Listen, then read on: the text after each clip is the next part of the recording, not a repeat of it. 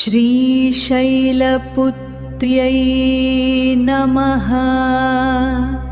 श्रीब्रह्मचारिण्यै नमः।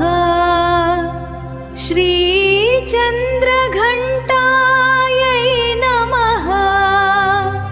श्रीकूष्माण्डायै नमः। श्रीकालरात्र्यै नमः। श्रीकृपामय्यै नमः। श्रीसर्वज्ञायै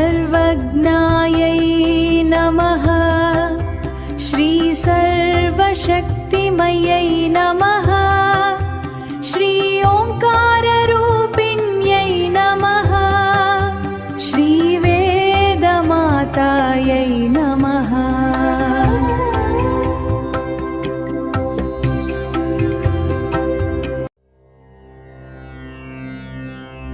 श्रीजगत्कारण्यै नमः। श्रीसर्वलोकेश्यै नमः। श्रीनित्यायै नमः। श्रीपरात्परायै नमः। श्रीजगन्मातायै नमः।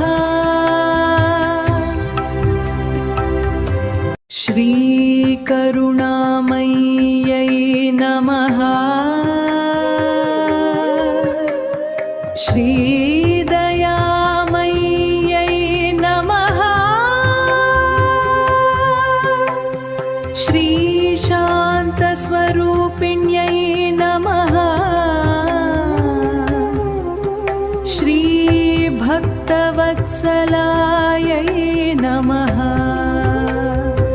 श्रीभुवनेश्वर्यै नमः। श्रीत्रिलोकजनन्यै नमः। श्रीमहामायायै नमः। श्रीशुभकर्यै नमः। श्रीवरप्रदायै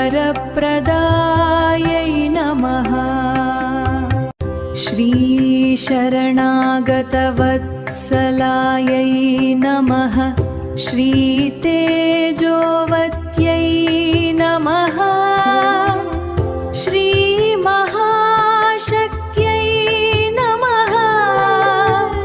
श्रीयोगमायायै नमः। श्रीयोगेश्वर्यै नमः।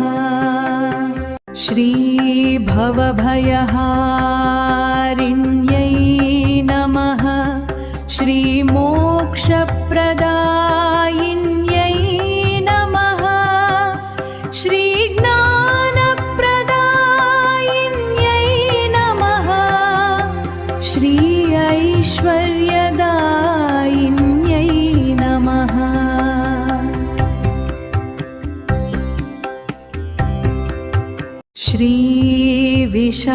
श्रीविशालाक्ष्यै नमः।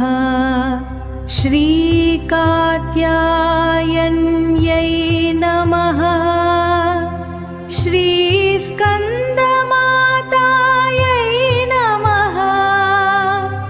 श्रीमहागौर्यै नमः। श्रीसिद्धिदात्र्यै नमः।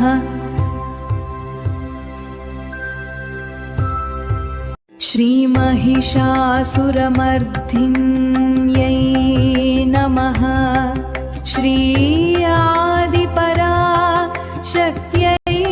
नमः।